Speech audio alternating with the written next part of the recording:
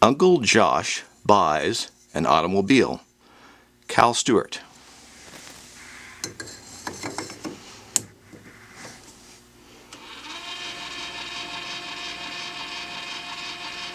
Done.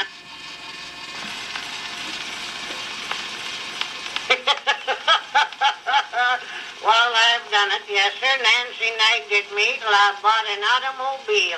Nancy said the Willets had one and the Weavers had one, and here we was riding around in a buckboard behind a bone-spabbing horse what had spring halt and was blind on the off side.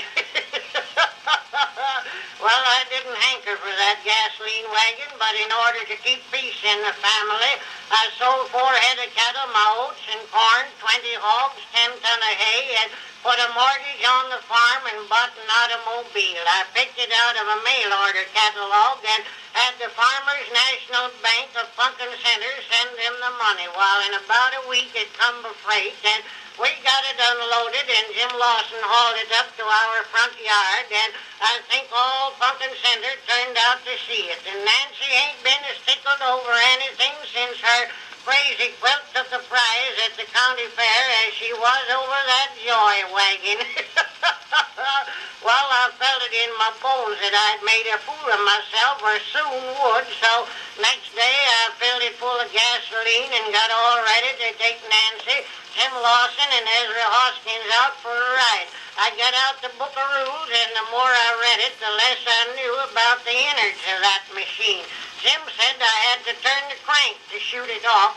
I turned that crank until my eyes stuck out, but it wouldn't budge. Nancy said the bobbin was wound too tight, or else the shuttle was threaded wrong.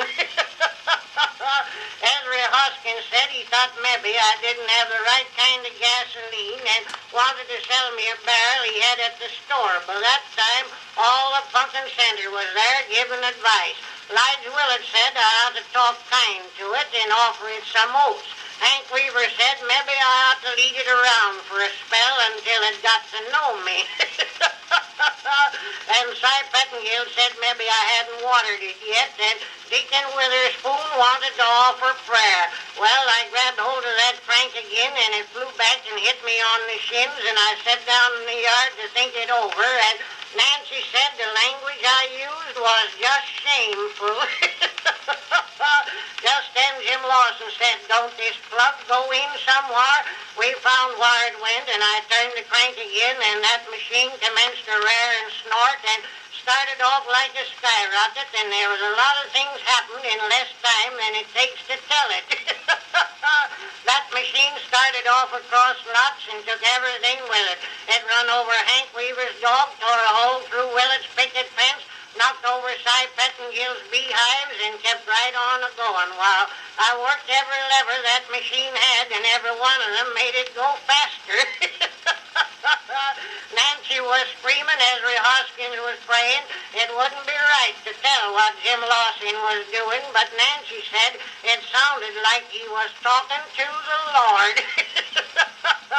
Just then we went through Ab Whitaker's wheat field and set it on fire, and I managed to steer it onto the turnpike road, but that didn't help matters any, cause it only hit the road once in a while. It tore down the toll gate, ripped out one side of the covered bridge, and started off through Gabe Fisher's pasture. It killed 4 sheep and a calf, and then run into a haystack. That's all I remember now. All I've got to show for that joyride is a broken leg, some rubber tires, 6 lawsuits, and a mortgage on the farm. Nancy says if we ever own another one, we'll have a regular chiffonnier to run it. I ain't saying much, but I've got a lingering suspicion that all my joyriding will be done in the old buckboard wagon.